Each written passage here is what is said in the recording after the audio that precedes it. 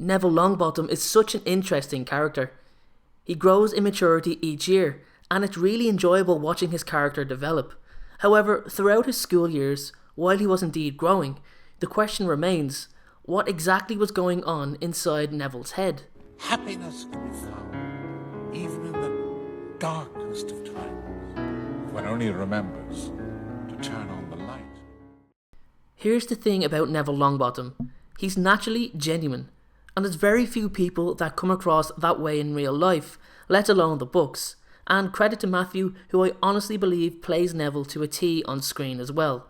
Neville for me is the example of what could have potentially happened to Harry Potter had he been left to grow up in the magical world, growing up with pressure on his shoulders. And this is what shaped Neville's early personality. He was constantly reminded of how wonderfully skilled his parents were, and how bravely they fought during the First Wizarding War. Frank and Alice Longbottom were so well respected that I can't imagine Neville meeting many people who didn't remind him of that. A big part of this added pressure was Neville's grandmother, Augusta, who genuinely wanted Neville to achieve the success his parents had, but she just went about it in the worst way imaginable, by reminding him of what he had to live up to. So you have to imagine that Neville doesn't really think much of himself by the time he walks through the doors of Hogwarts. He's pureblood, so he knows his genealogy demands he perform if he's to be viewed as worthy of being a pureblood, as certain important people in high places will judge. I do believe Neville feels some sort of relief with Harry Potter taking the spotlight from everyone. This way he can just fade into the background. And don't forget, he even hoped to be placed in Hufflepuff, as he genuinely felt he had no traits of the other three houses. Basically, Neville's confidence couldn't get any lower, and he doesn't think very much of himself either. His first example of his growing self-confidence was standing up to Harry, Ron and Hermione.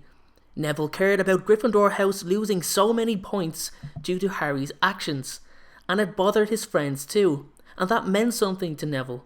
These other students who liked him were upset with Harry's carelessness also. And it's a great first step for the boy, but he feels like he's still nothing special.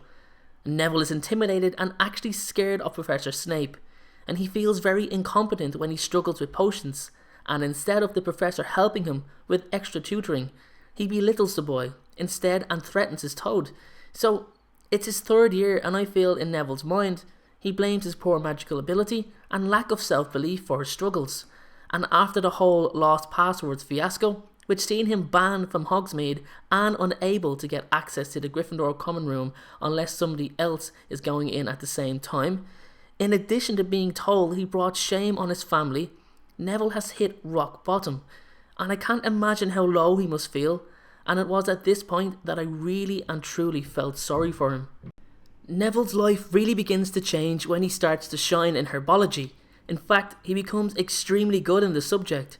Barty Crouch as Professor Moody highlights his excellence in the subject, and this does Neville the world of good.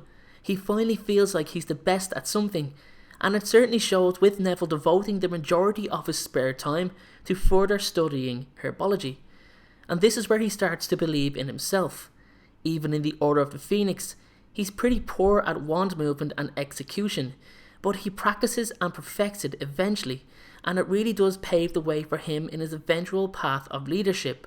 But the best part is, Neville is feeling his confidence grow, his skills develop, and he really starts to shed the skin of his old timid self.